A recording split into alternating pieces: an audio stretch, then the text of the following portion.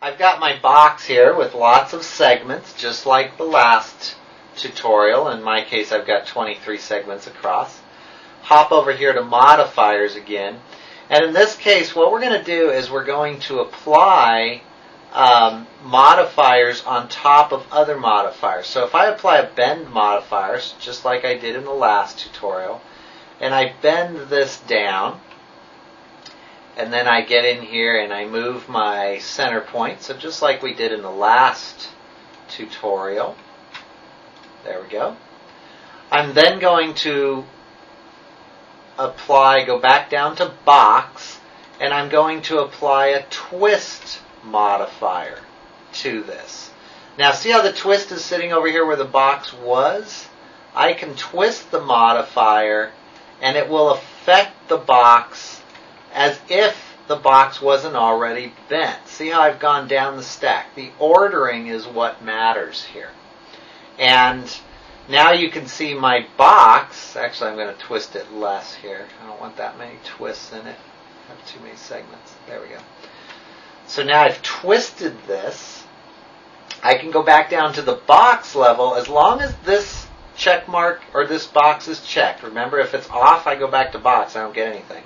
If I click on it, I can subtract segments where I don't need them. So I don't need very many segments there. And I need those segments. And I don't need very many segments here. But I do need the segments here to keep it smooth. The less segments you have, the more jagged it's going to be. And so you can see I can add the segments in where I need them. And that's going to be important so that our object is as optimized as we can make it. Now, the more curved surfaces you have, the more polygons you're going to need in general. But you get the idea. Now, that's just two modifiers on top of each other. I'm going to delete those modifiers. There we go. And I'm going to go apply a... which one do I want? A taper modifier to this.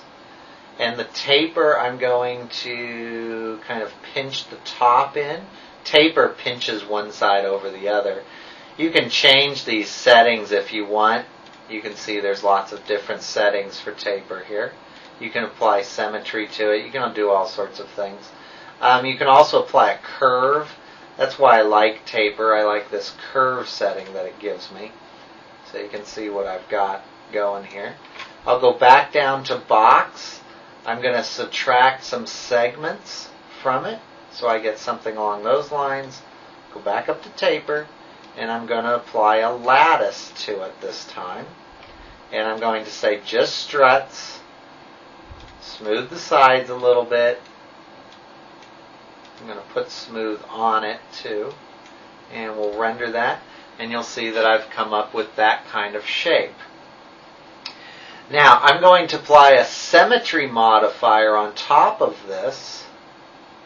Right here. And what symmetry is going to do is it's going to double up this object. I'm going to zoom out here so you can see what it does. There we go. And I'm going to flip the axis to the z-axis. Can you see what that's done now?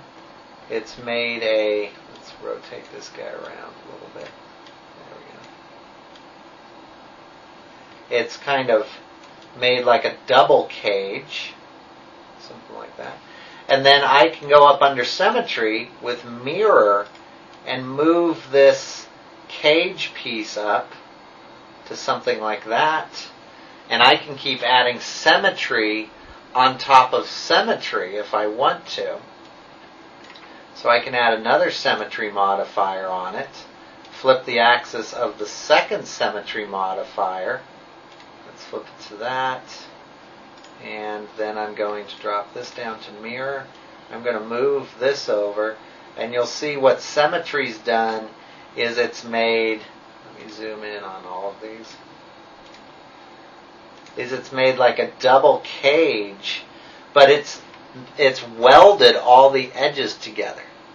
So what you end up with is something that could go into a game because, once again, it's all one single object. I'm going to fold this up, and you'll see that's what my stack looks like that I got that from. So that all came from a box originally.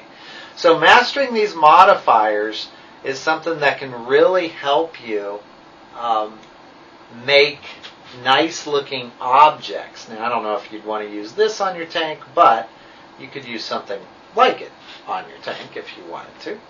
And, it makes for some really neat objects. So try to stack the different modifiers on top of each other. Try to remember about your 5 or 6 favorite modifiers that seem to make good objects for your tank or for the project you're working on. We're going to hit on about 20 different modifiers throughout the class. So all these I just covered, you're going to see again. And anyways, play with them and see what you can come up with to add to the tank itself.